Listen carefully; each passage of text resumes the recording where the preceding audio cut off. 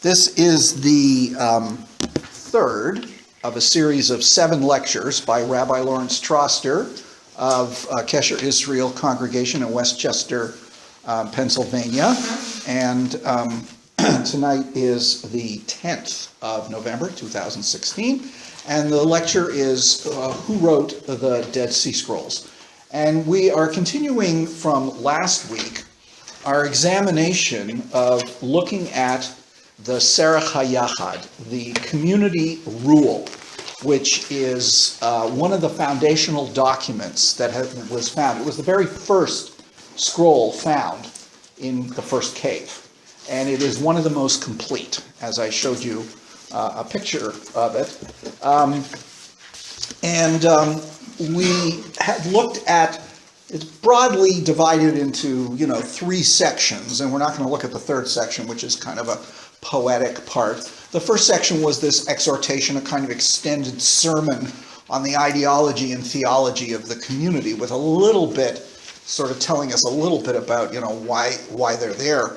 We'll find more about that in the Damascus document, but we hadn't yet started the actual rules. So if you go to page 12 in your material, this starts in column 5 of the document. And again, it begins, this is the rule for the men of the community. And the word community here in Hebrew is yachad. That's what they called themselves. They didn't call themselves Essenes or Sadducees. They called themselves the yachad. Who have freely pledged themselves to be converted from all evil and to cling to all his commandments according to his will. That's God. All right? And now comes the rules that they had to follow. And as I mentioned last time, it's a kind of like a monastic rule. Or as I read today, actually, I was looking at there's more than one translation of the Dead Sea Scrolls. The one that I use is by the late Vermes, but there's also another one, and they see the community rule, the Serach HaYachad, as being very similar to the kinds of constitutions of philosophical schools and clubs that existed in the Roman Empire. In other words, people formed clubs for a variety of reasons, social and otherwise, and they often had formal rules and ways to get in and various things. And then there were also philosophical schools that did the same thing. In other words, if you wanted to go to become part of the Stoics in Athens, you just couldn't walk in there. There were rules you had to follow, and there was initiation. So what you're seeing is not unusual in the ancient world. And it's one of these things where something that was a practice that was going on in general society was taken and utilized by the Jewish community, and this particular group in the Jewish community, for their own purposes. And of course the Pharisees did the same thing. We just don't have a formal statement of it, unless you want to look at early rabbinic literature as that. We know they also formed little clubs or groups called chavarot. And very often these were around food. So there's a lot about food in the Qumran community. No, it's about the rules, how you practice kashrut. And secondly, about how you practice the tithing rules for grains and things of that sort. And the Pharisees were particularly punctilious about these things, but you'll see so was this group about their kashrut rules. But also there was the whole element of ritual purity, and the meal was used as a kind of worship ritual, a communion meal that was, in a way, meant to replicate what a lot of the sacrifices were. When you actually look at the sacrificial system, a significant part of the sacrifices are actually communal meals with God. That the person who gives the sacrifice depends on which sacrifice, okay? There's a whole variety of them.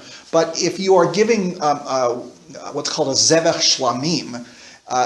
Part of it is burned on the altar, the entrails. Part of the meat is given to the officiating priest, and the rest is eaten by the celebrant and their family, but they have to do it in a way in which they are ritually pure. So you are in effect having a meal with God, so to speak, and some of these groups that utilize the meal as an act of worship were doing something very similar, only without sacrifice. Yes, Dan? Is this in any way related to the development of the Seder?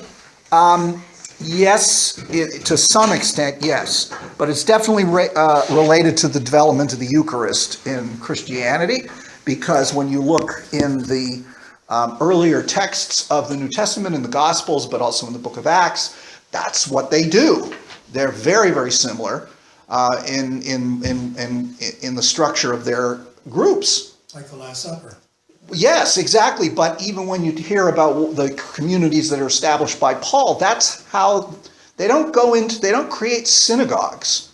They have little communal groups that meet in their houses, and they have these worship at communals. And then very often, they went to the local synagogue. Not unusual in that regard. Okay, so let's go to the rules on page 12.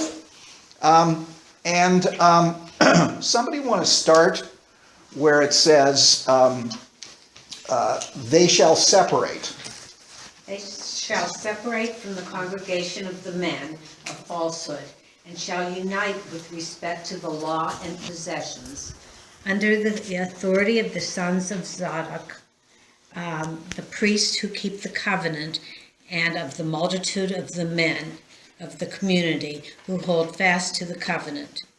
Every decision concerning doctrine, property, and justice shall be determined by them. They shall practice truth and humility in common, and justice and uprightness and charity and modesty in all their ways. Okay, so this is very much a priest-led community. Okay, sons of Zadok. He was the high priest in one of the high priests during the time of King David, and the high priest in the time of King Solomon. There was another high priest during the time of David, Abiathar, who got exiled by Solomon because he supported Solomon's brother for the kingship. So the line of the priests comes down through the high priest, but here they are generally referred to as the sons of Zadok. Yes, Dan? The congregation of the men of falsehood. Yes. Is that meant to be in a specific group, or is that just everybody else? That's everybody else. In the Jewish world, we're not talking about the Gentile world. Okay? So notice they have something called the covenant, the Brit, which refers to the Torah, but also to their own understanding of the Torah. That's a critical point. And notice that the priests are the ones who make all the decisions about doctrine, property, justice, meaning issues that arise between them. And, okay, Joyce, you want to keep reading for a bit? No man shall walk in the stubbornness of his heart, so that he strays after his heart and eyes and evil inclination.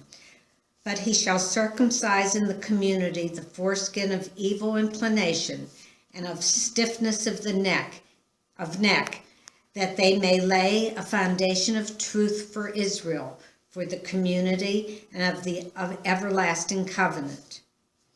They shall atone for all those in Aaron who have freely pledged themselves to the house of truth, and for those who join them to live in community and to take part in the trial and judgment and condemnation of all those who transgress the precepts. Okay, that's referring to the fact that the priests who were serving in the temple, according to this group, they're a bunch of wicked people and they're sinning. So the group at Qumran is doing atonement for them.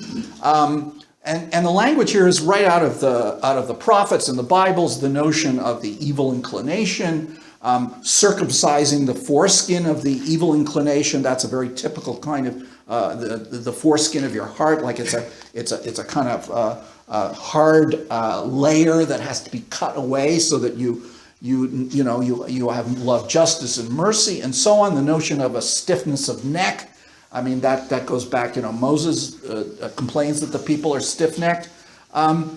So you see the leadership, and they're trying to appeal to priests, to Kohanim, to say, this is the right way people should act. Now it's going to talk about initiation.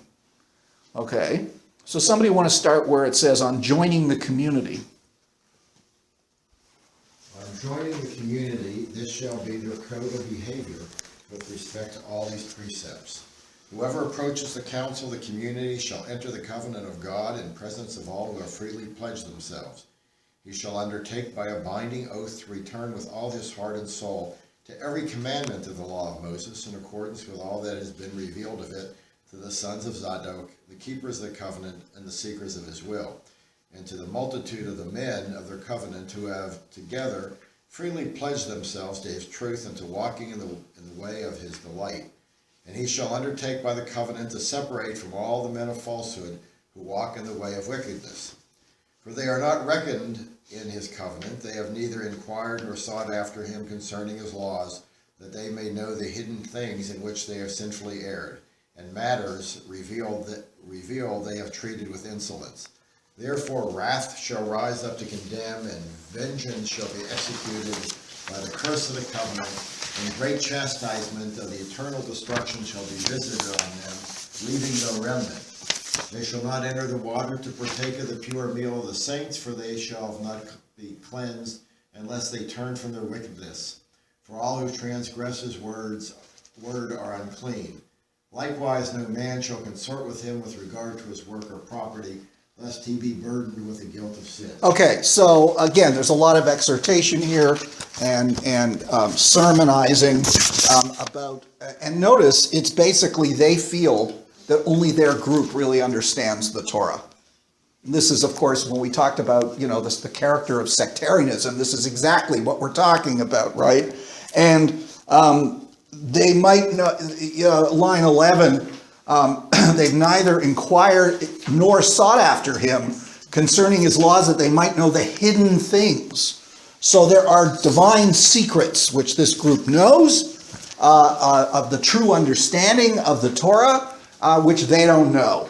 Okay, and that's how you're going to get to become really a true follower, how you're really going to achieve a state of purity, and you're not supposed to consort with anybody who doesn't do this. So first of all, if you want to become part of this group, you have to do it in a free will way.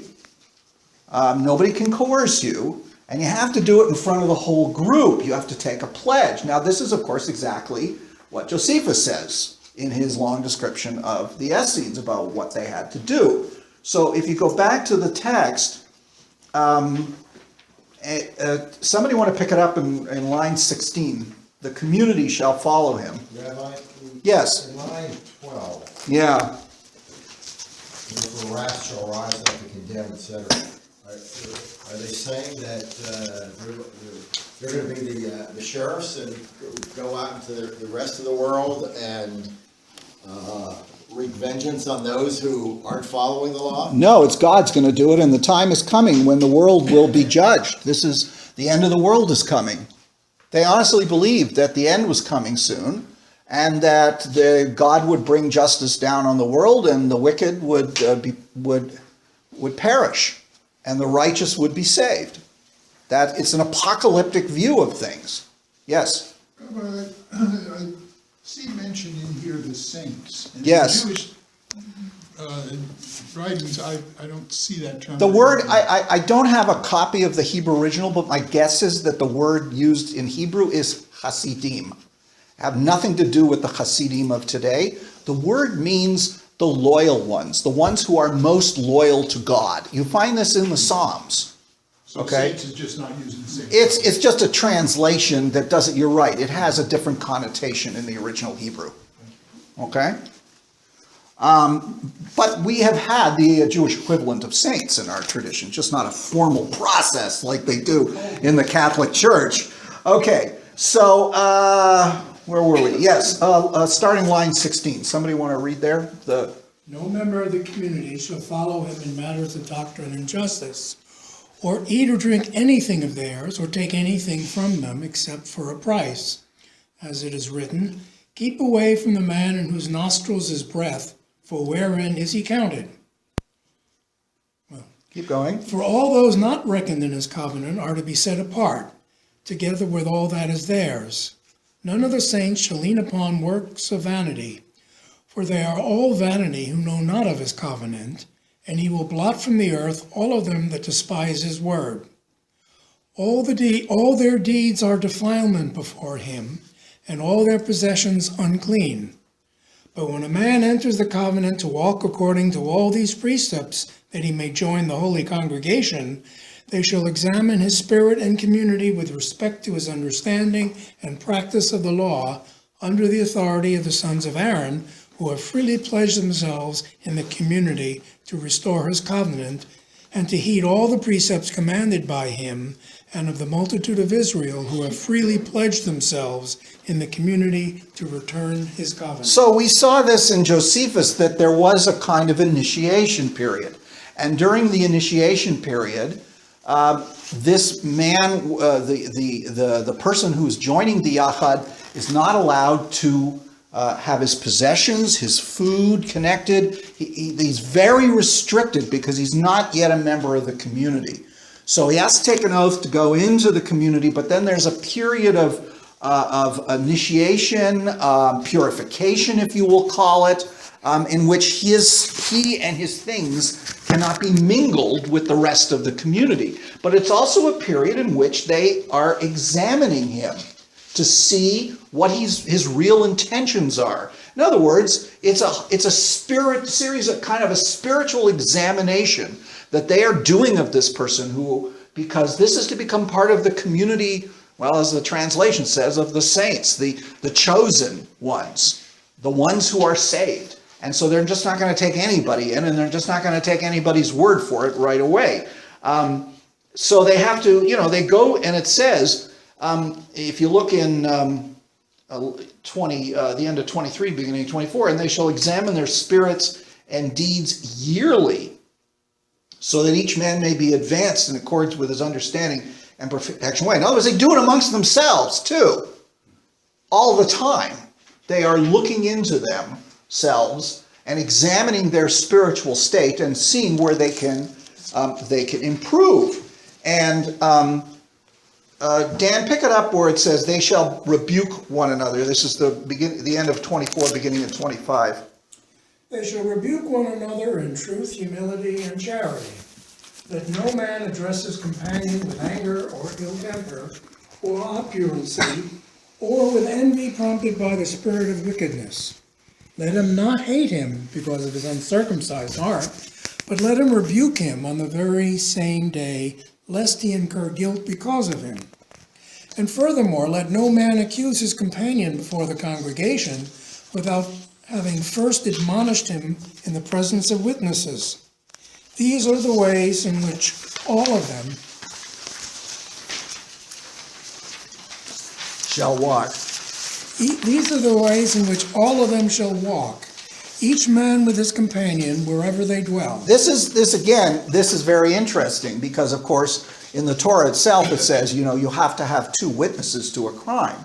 So and Josephus talked about how they were men who kept their anger in check, and they treated each other very fairly. So again, this kind of seems to follow a lot of what Josephus was saying about the Essenes. Yeah, Bert. We have these group of men who want to, be holier than thou, but Definitely. It seems contrary to some of the aspects of the covenant, where you're to be fruitful and multiply, and with respect to separating yourself, the Nazir, that you go out for maybe a year, but then you got to come back to the community. Oh, absolutely. I mean, it's one of the reasons, because of the commandment to be fruitful and multiply, it's one of the reasons why celibate communities were rare in Judaism. I mean, before they discovered these documents, we didn't know, well, except for Philo's description of the therapeutai, and I guess Josephus did, but that was That was it. I mean, you don't really can't, I mean, you could call the rabbis in the rabbinic period as ascetics, but they never were celibate. I mean, there was a limit to celibacy. I mean, there were periods where we went through, asceticism is not foreign to Judaism. It just rarely took that character, and those who did follow that character were wiped out in the wars, so that it ceased to become part of our tradition, but it flourished in the Christian community. But, one can always speculate what would have happened if the Qumran community had survived, or the Therapeutai in Egypt had survived. Would we have had monastic communities, and how would they deal with that issue? That's a good question. The theme of the, I don't know whether it's on Netflix, but the show The Dig, it was a couple of years ago, where they had the Essenes that did in fact survive in the modern world, and the whole theory was getting the heifer, and these guys were just carrying on whatever the belief system was from 2,000 years ago. Yep. Okay. Somebody want to pick it up where it says they shall eat in a man of lesser rank. Why don't we start there? The man of lesser rank shall obey the greater in terms of work and money. They shall eat in common and pray in common and deliberate in common. Wherever there are 10 men of the council of the community, they shall not lack a priest among them. And they shall all sit before him according to their rank, and shall be asked their counsel in all things in that order. And when the table has been prepared for eating, and the new wine for drinking, the priest shall be the first to stretch out his hand to bless the first fruits of the bread and new wine. And where the 10 are, they shall never lack a man among them who shall study the law continually, day and night, concerning the right conduct of a man with his companion.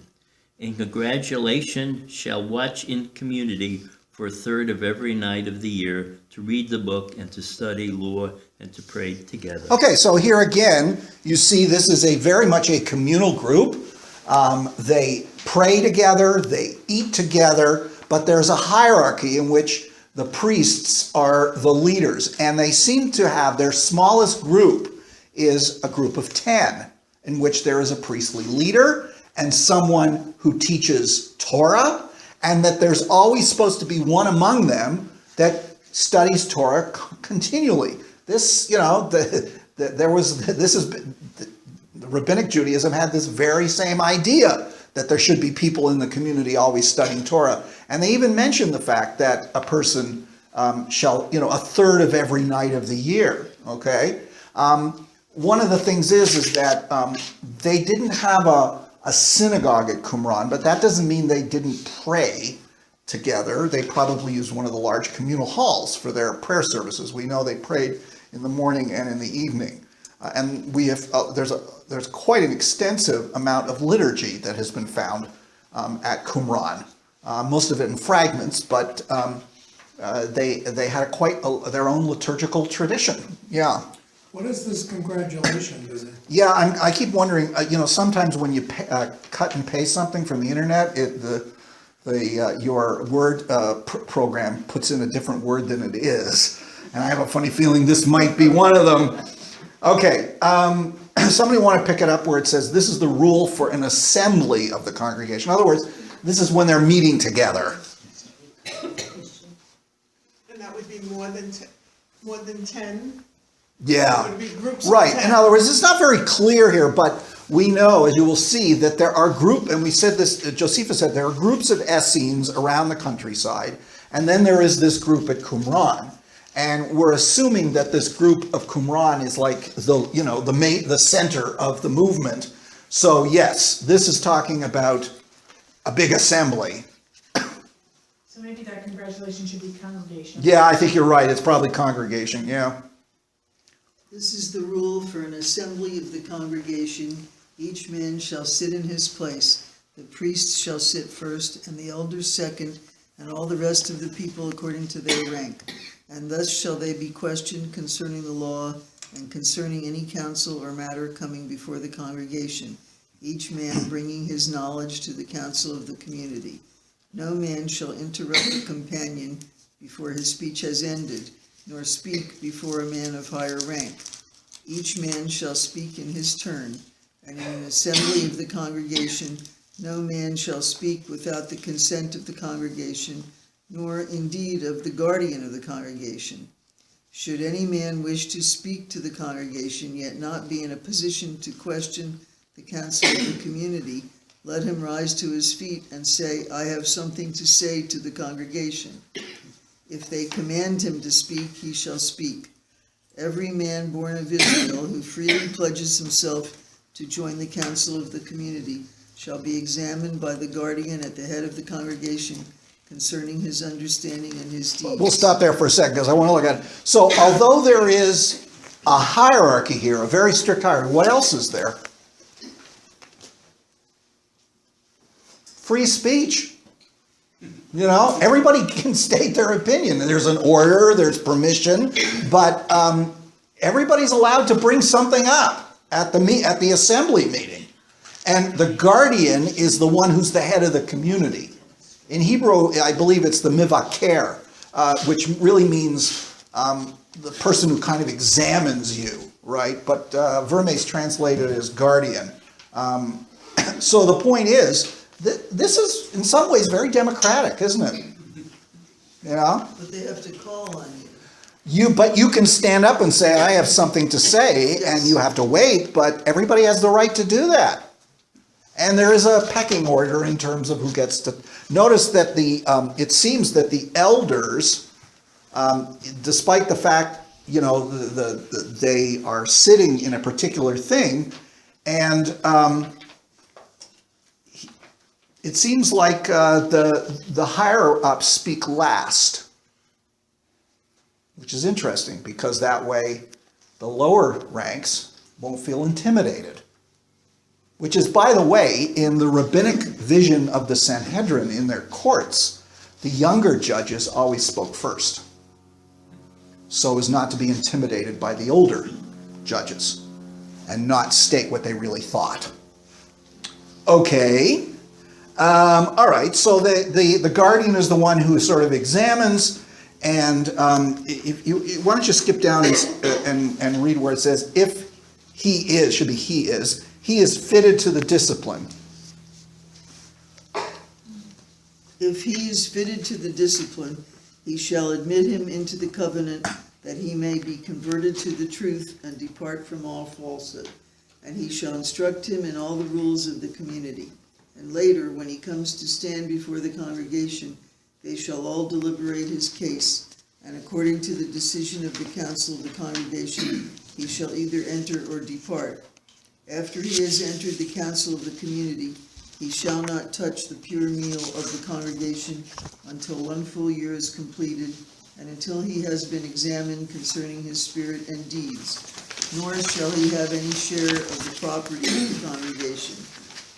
Then, when he has completed 1 year within the community, the congregation shall deliberate his case with regard to his understanding and observance of the law.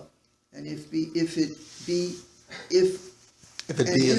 his destiny, according to the judgment of the priests and the multitude of the men of their covenant, to enter the company of the community, his property and earnings shall be handed over to the bursar of the congregation, who shall register it to his account and shall not spend it for the congregation. So there's an initial period of 1 year where he's not allowed to mingle his goods, not allowed to touch the food. And once he's passed that first year, then they take his possessions, but they still keep it separate. And he's not allowed to keep reading, he shall not touch the drink. He shall not touch the drink of the congregation until he has completed a 2nd year among the men of the community. But when the 2nd year has passed, he shall be examined, and if it be his destiny, according to the judgment of the congregation, to enter the community, then he shall be inscribed among his brethren in the order of his rank for the law and for justice and for the pure meal. His property shall be merged, and he shall offer his counsel and judgment to the community. This is very, very similar to Josephus's account of the initiation of the Essenes. That there's this 2-year period in which, they're not yet, there is kind of a stepped process, and it's very similar to monastic and communities in Christianity, where there's a period of initiation, a novitiate as they're called, before they're fully admitted. But they don't have the purity laws like these guys did. Yeah. How do they determine the rank of a person? Did Josephus say anything, or does it? Well, it's almost like Kohen, Levi, and Yisrael, right? If you're a Kohen, you're in the top ranks. If you're a Levite, you're in the next rank. If you're an Israelite, and so yeah, they went by the tribal system, the same, as later on, but also it probably had other things as well within those things, maybe knowledge and so on and so forth. But the priests were always the ones on top, even, as you will see, if they weren't that smart. Yeah. When they say, you shall be examined, it's like taking a test how much they know about laws and everything. Yeah, well, they have to learn the community rules. They have to, yes, prove their knowledge of Torah, but they also are examined as to their soul, to their morals. I mean, their behavior, their spirit. I mean, that seems to be a very large part of it. Okay? Now, in line 24, they are talking about what happens if somebody has lied about their property. They're holding something back from the community. Then they are excluded from the pure meal of the congregation for 1 year, and shall do penance with respect to 1/4 of his food, meaning he doesn't get a full measure. And so the point is, this is one of the ways in which a person can be expelled from the community, okay? And so what you're seeing here are a series of things that can get you kicked out. If he has spoken in anger, this is in column 7, line 2, spoken in anger against one of the priests inscribed in the book, he shall do penance for 1 year and shall be excluded for his soul's sake from the pure meal of the congregation. So the meal, the common meal, which takes place twice a day, that's where it proves that you're a member of the community. If you've done something wrong, you can't sit down with everybody else and eat. Okay? Just wondering, Yeah. what did they eat if they were excluded? I don't know. Was there a second? Well, maybe they could still eat food, but they couldn't sit down at the table with the others. Maybe they had a place for them. It's a good question. I don't really know the answer for that. Okay, and if you take a look in column 7, it says, if any man has uttered the most venerable name, that's the Yud He Vav He, right? The name of God we don't pronounce, even though frivolously or as a result of a shock or for any other reason whatsoever, while reading the book or praying, he shall be dismissed and shall return to the council of the community no more. So the idea that you don't pronounce the name of God, which, we accept as, we don't even pronounce the name we've put in place of the name of God generally. This is grounds for expulsion. And it shows you how, because we know that in the First Temple period, it was not a big deal. That's how you refer to God. That was God's name. But here they are really strict about this. I'm kind of reminded of The Life of Brian by Monty Python, where a guy's going to get stoned because he said the name of God. And he's complaining, that it wasn't a big deal. His wife gave him a really good meal, and he said, by Jehovah, this is good. And then he said, he did it again, and they're gonna it was a very funny scene. But this is exactly what they're talking about. Where is that? Okay? I never read this. All right. So this is it was column 7 on page 15. Okay. So they're talking also about lying. In other words, these are the lists of things. If you fail, they have how long you have to do penance, how long you are excluded from the common meal, and it just goes on that way. Take a look on page 16. They're not into foolish talk. There's not into interrupting people. If you interrupt somebody while they're talking, 10 days. Whoever is laying down to sleep during an assembly of the congregation, 30 days? Likewise, whoever has left without a reason an assembly of the congregation as many as 3 times during one assembly shall do penance for 10 days. But if he has departed while they are standing, he shall do penance for 30 days. Okay. If you spit in the assembly, that's 30 days. If you're not dressed properly, you see all of these things. This is the kind of thing where an ascetic community is very, very careful about people's behavior. All right? Yes, Dan. Years ago, when I was at Notre Dame, the priest used to tell the story that back in the day, in the 30s or so, students were expelled for spitting on the quad. I mean, that was their punishment, gone. Wow, that's pretty strict. I don't think they got it from here, but. No, I don't think so. Okay, so if you turn to page 17, you will see that in the council, the ruling council, there are 12 men and 3 priests who are the ones who are kind of ruling things. And they're the ones who decide what's going on. Okay? And you begin to see in this back to kind of the exhortation of it. Okay, so I think we're kind of finished with the with this. Yeah. That's interesting. The Mormons are ruled by a council of 12 men. Well, the 12 tribes of Israel, right? And the 12 princes. It all comes from biblical precedent. Okay. Any questions about this? Yeah. This seems like just such an incredibly restricted life. Why would someone want to come and Why does anybody want to join a monastic community? They do so, well, when you think the world's coming to an end, or you look at the world and you see horrible things happening, and you think the world's coming to an end, and you want to be on the right side of God in the final years before, it's not such an unusual idea.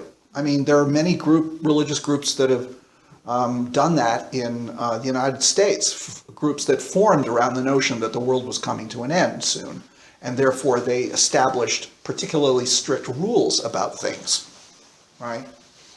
I mean, look at the Shakers. They were celibate to the point where they ceased to exist, right?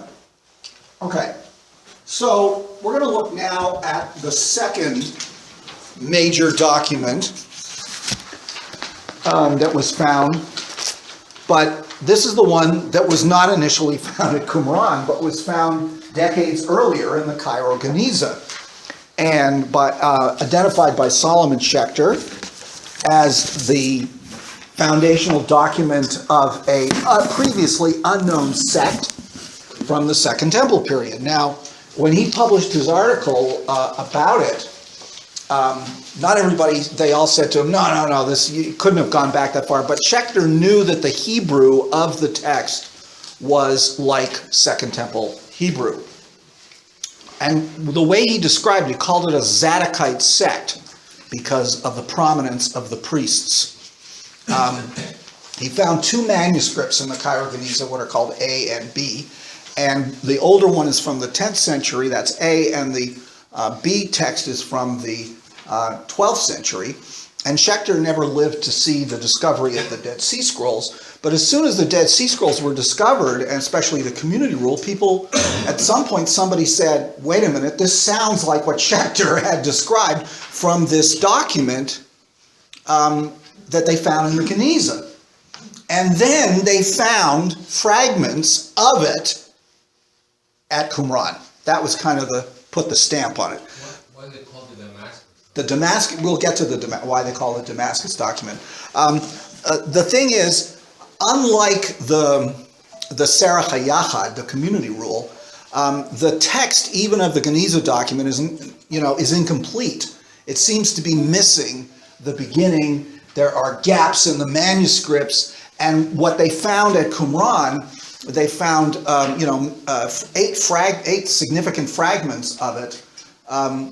Also, they were been able to piece together a little better about what the document was, but we don't have the whole document. It's not, the Serach Yachad was in much better shape, the community rule.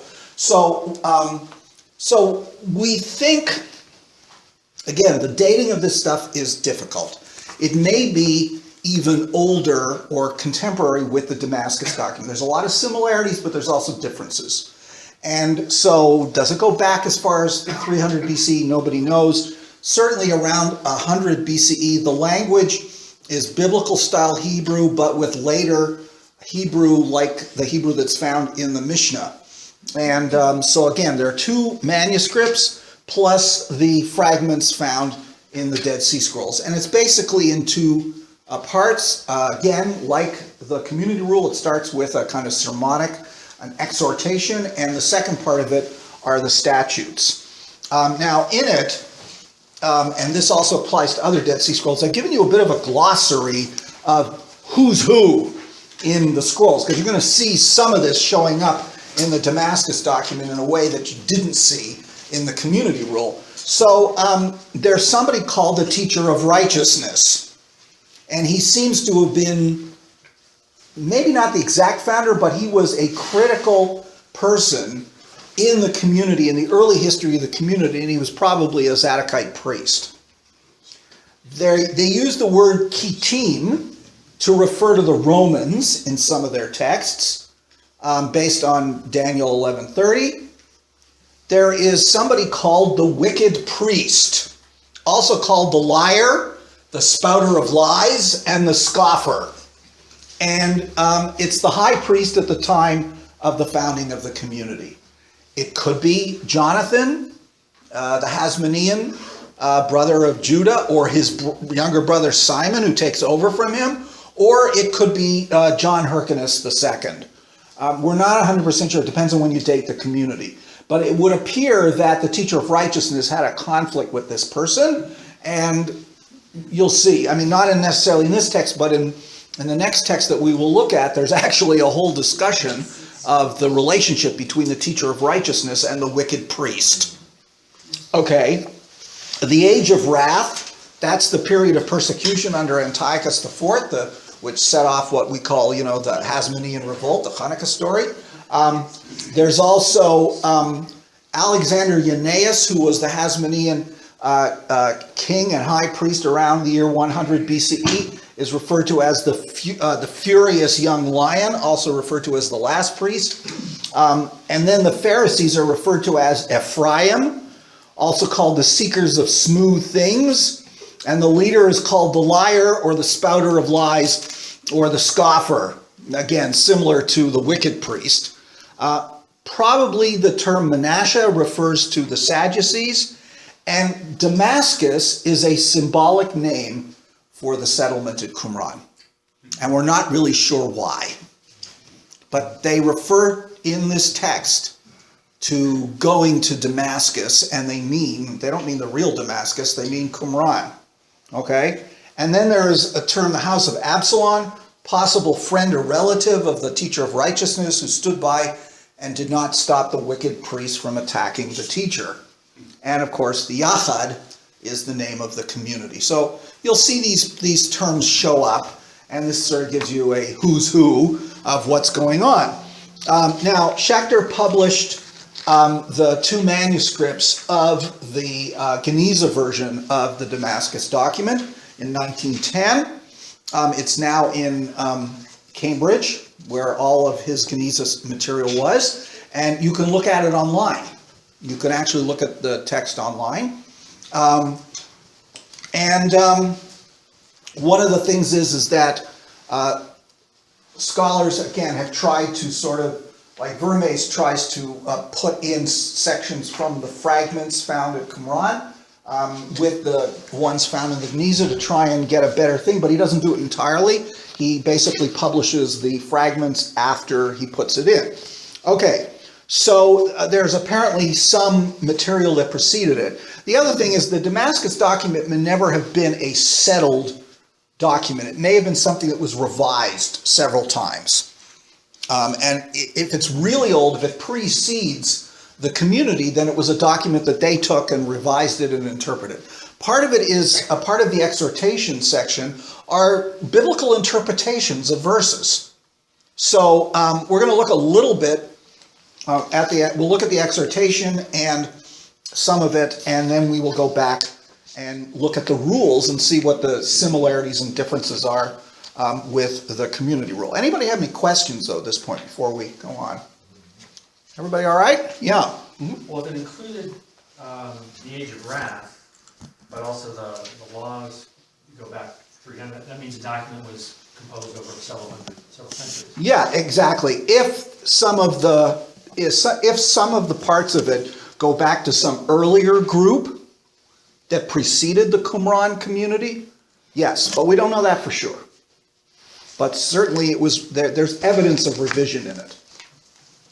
Okay, so chapter 1. Somebody would like to read at the bottom of page 1 here.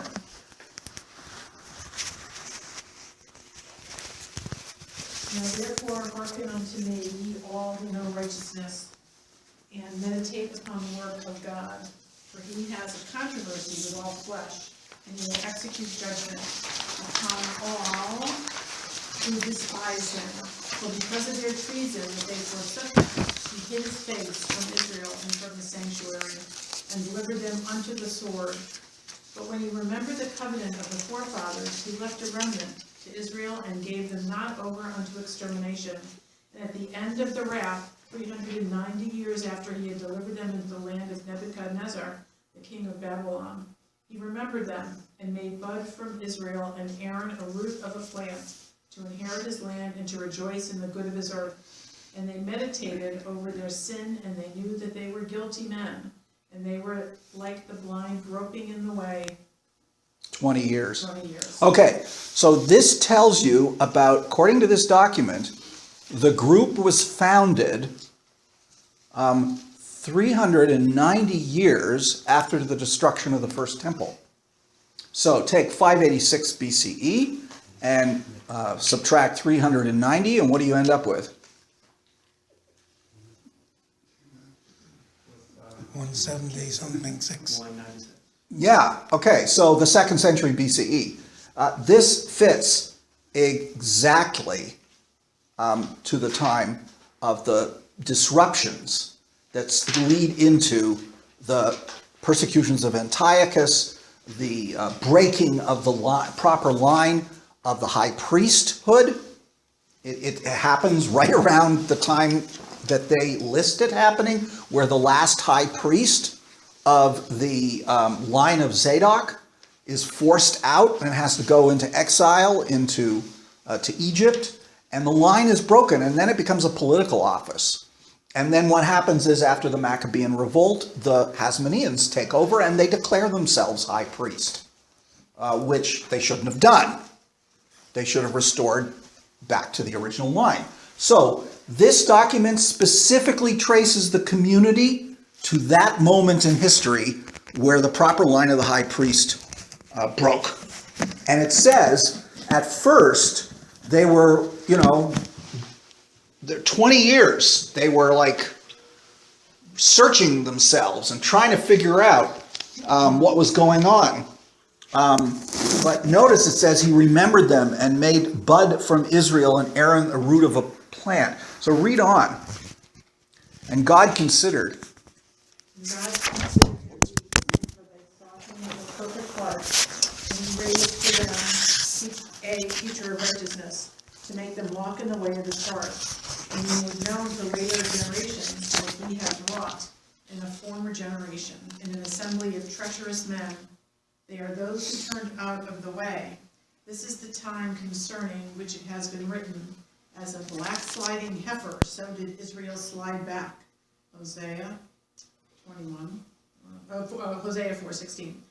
When there arose a scoffer who dropped to Israel waters of deceitfulness and caused them to wander in the wilderness where there is no way to bow down, the loftiness of eternity, to turn away from the paths of righteousness and to remove the bound from the forefathers have set in their inheritance, Okay, so, all right, keep reading for a bit.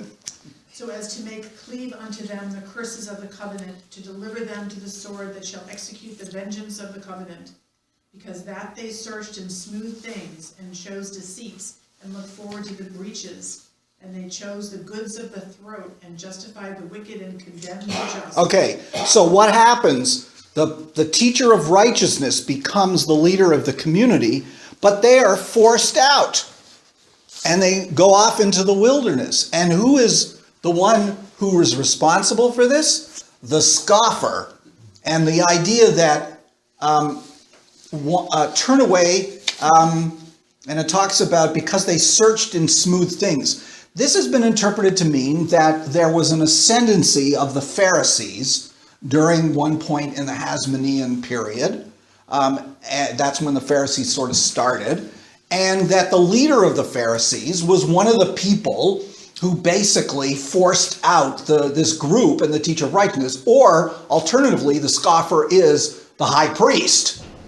But they were forced out of Jerusalem. And they went wandering, so to speak. Okay? And because they were doing all these terrible things, and they were trying to get this group of pious priests and their followers, to live according to the way they thought, which of course, as you can hear, they're condemning it quite terrible. Okay? So what happens is that there's a long sort of thing here about the whole process of what's going on, God's punishment. And if you take a look towards the bottom of the page, there's always a remnant. I mean, this comes out of the prophet Isaiah, the idea that there's a holy remnant even after God has punished. So they saw themselves that. And it talks about, for example, it says, and in all of them he raised for himself men called by name, in order to leave a remnant to the earth, and to fill the face of the world with their children. And through his anointed, that's the Mashiach, he made them know his Holy Spirit. So who's the anointed? Well, it's probably the teacher of righteousness. Because priests are anointed as part of when they have to be ordained, so to speak, when they get old enough to begin their duties. So the teacher of righteousness is seen as, in its own way, as the Mashiach. But not in the way we understand the word Messiah today. Okay? You turn over the page. What happens is that it then sort of goes through various things in the Bible, kind of a historical outline of where people, where the truth kept and where the people, and there's a really fascinating reference in the top paragraph on page 3, where it talks about the fallen angels that are in Genesis chapter 6, the end of Parshat Breshit, who came down to earth, the B'nai Elohim, who mated with human women and produced this race of giants. And here's, if you see what it says in the third line, before they walked in the stubbornness of their heart, fell the heavenly watchers. This term is found in the Book of Enoch, that the watchers are the fallen angels. And of course, we have found fragments in Aramaic of the Book of Enoch at Qumran, at least the oldest part of the Book of Enoch, of the first Book of Enoch. And it talks about how they were giants. And then it talks about Noah and his family. And then it talks about the patriarchs, right? There's also one particular interesting thing here. Because again, it's talking about, sort of going through Jewish history, talking about those people who really followed the covenant and those who didn't follow the covenant. If you take a look down in chapter 4, it says, the priests are the captivity of Israel who've gone forth out of the land of Judah, and they who have joined them. This is the Qumran group. And the sons of Zadok are the chosen of Israel, called by name, that arose at the end of the days. So this is talking about how they are the select, the spiritual select, and how they suffered in order to be able to form this community. Okay, and if you take a look on the next page, I just hope I didn't miss that thing about Moses. No, I didn't yet. Okay. The term covenant here, which I've bolded, is the word brit, and they use this word a lot in referring to the Torah, but not just the written Torah, but the expanded ideas of how they understand the Torah and their own ideas and rules. Okay? Now, take a look where it says, partway down that first paragraph, and during all these years, there will be Belial. That is a term in the Hebrew Bible for one of the gods of the Canaanites. But here it's equivalent to Satan, like the center of evil, the big devil, let loose against Israel as God has spoken through Isaiah. Its explanation, and so again, there's a lot of biblical interpretation here. So he quotes this verse from Isaiah 24, fear and the net and the snare are upon you, O inhabitants of the land. So there's three things: fear, the net, and the snare. And it says that the explanation of this is there are three nets of Belial, according to which Levi, the son of Jacob, has spoken, by which he ensnared Israel. Belial ensnared. Three kinds of righteousness. In other words, convince them that this was righteous behavior, not evil behavior. The first is fornication, the second is wealth, and the third is the pollution of the sanctuary. And he that flees from this will be ensnared by that, and he that escapes from the one will be ensnared by the other. So here it is. The idea that down through history there has always been a remnant who's managed to maintain the truth and managed to maintain the covenant, but the general group has not. And then in chapter 5, again, it goes through the period of David and so on. But what's interesting is that, it's talking about rules in the Torah. But if you go down where it says number 31, there's a reference here to a fascinating legend that was quite prominent in the Second Temple period. We have several other texts that refer to this. It says, for before times rose Moses and Aaron through the Prince of Lights. That's probably one of the good angels. When Belial raised Yochanan and his brother. Now in Greek, this guy was called Yannes, and his brother was called Yambres. And they are, in Second Temple Jewish legend, they are the names of the magicians of Pharaoh who do their magic and try to and compete with Aaron. And there's all these legends about the Yannes and Yambres. It's quite fascinating, and they come from a whole bunch of ancient Jewish sources. So it's referred to here in this text. It's really quite amazing. All right. So take a look on page 5.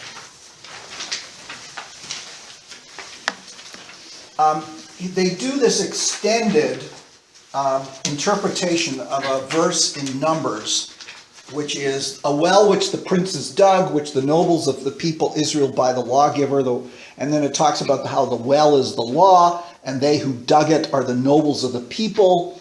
And then it says, and those who dug it are the captivity of Israel, this is the bold, who've gone forth out of the land of Judah and sojourned in the land of Damascus. That's the Qumran group. They see their retreat to Qumran as a parallel to the Babylonian exile. Okay? The converts of Israel who left the land of Judah and lived in the land of Damascus, all of whom God called princes. And then down, it mentions again the teacher of righteousness at the end of days. Does this mean they think the teacher of righteousness is coming back? Or will there be a new teacher of righteousness, the Mashiach? What's interesting is, and again, the land of Damascus is mentioned several times, and they talk about what they have is a new covenant. Down at the bottom of the page. This comes out of the prophet Jeremiah and Ezekiel, the notion that there's going to be a time where there will be a new covenant. That's where the Christians got the notion of the New Testament.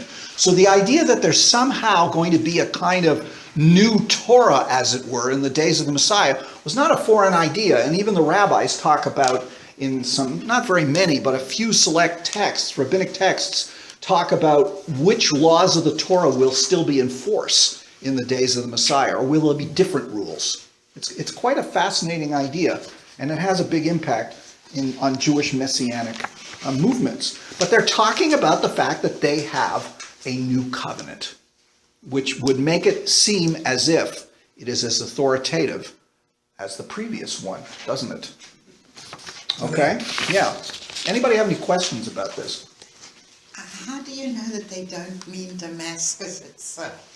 Because it doesn't make any sense otherwise. Because there's, why?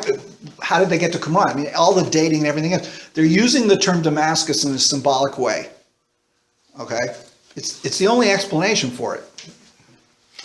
All right. Take a look on page 6. Again, they're doing an interpretation of some biblical text. And when I prepared this, I didn't get a chance to sort of put in brackets all the biblical text. I'll clean it up a bit when I put it up online. It talks about how there's a phrase that's found, the tabernacle of your king and the bases of your images from the tents of Damascus.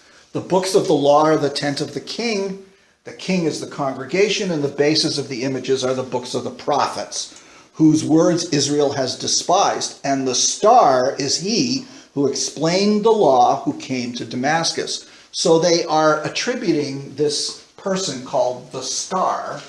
I think they're equating him with the teacher of righteousness, because it's based on a very famous verse from the prophecies of Balaam. There came forth a star out of Jacob, and a scepter shall arise out of Israel. This has been interpreted in a messianic way by Christianity, by Rabbinic Judaism, by all kinds of ancient sources. It's one of the reasons why the Hasmonean kings on their coins put a star, in effect to say, we are the legitimate kings. It's why the Bar Kokhba, who led the great revolt in 132, was called Bar Kokhba, son of the star. That wasn't his real name. So this is a big thing. And I think they're attributing the name the star to the teacher of righteousness. What's interesting is they are referring, if you go down in chapter 8, where I put the bold, there will come the anointed from Aaron. In other words, in traditional Jewish messianism, the Messiah is a descendant of King David, because the Mashiach, the anointed one, is the king. And the king has to be a descendant of King David. What they're saying here is the Mashiach is a descendant of Aaron instead. That again shows you the priestly sort of influence or predilection. But what's fascinating is in rabbinic ideas about the Messiah, they sometimes talk about two Messiahs. The Messiah ben Joseph and the Messiah ben David. And later on, they attribute the idea that the Messiah will not only be a descendant of King David, but also a descendant of Aaron. So he can be both king and high priest at the same time. So these ideas floating around about who is the Messiah exactly descended from are quite interesting and quite complex. And of course, the New Testament, in trying to, the Gospels, a couple of the Gospels have a genealogy of Jesus which traces him back to King David. And that's intentional for the Messianic one. Anybody have any other questions about it?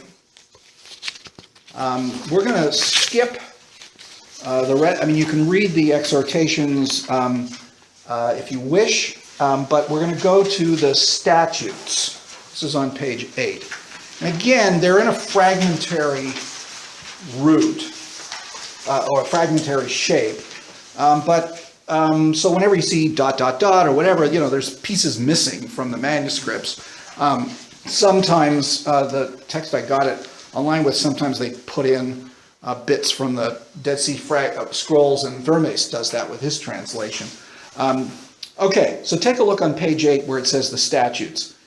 And this is, it's very, the beginning of it is very fragmentary, but what it says, he shall not, and what it means is swear by the name, meaning the Yud-He Vav-He,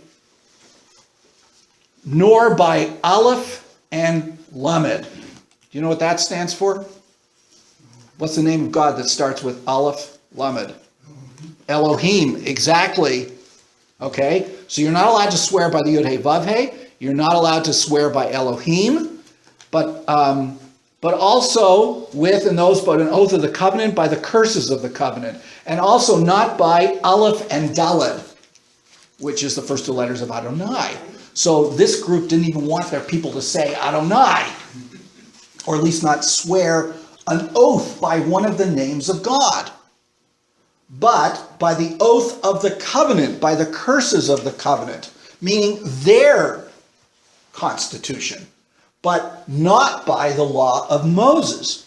For if he swears and transgresses, he will profane the name. That's a breaking of one of the 10 commandments. If you swear an oath and I swear by God that I will do X, Y, and Z, and you don't fulfill it, you've broken one of the 10 commandments. And the rabbis also were extremely, didn't want people taking oaths. And they didn't want them to take vows, which are not quite as severe as oaths.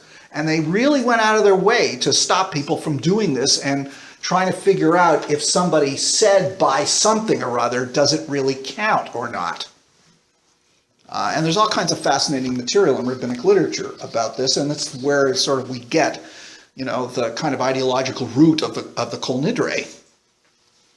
Okay, I think we're going to stop there. We'll go on with this, so bring your copies back, please, if you want to be among the children of light. And we will continue with this, and then we're going to look on one of the most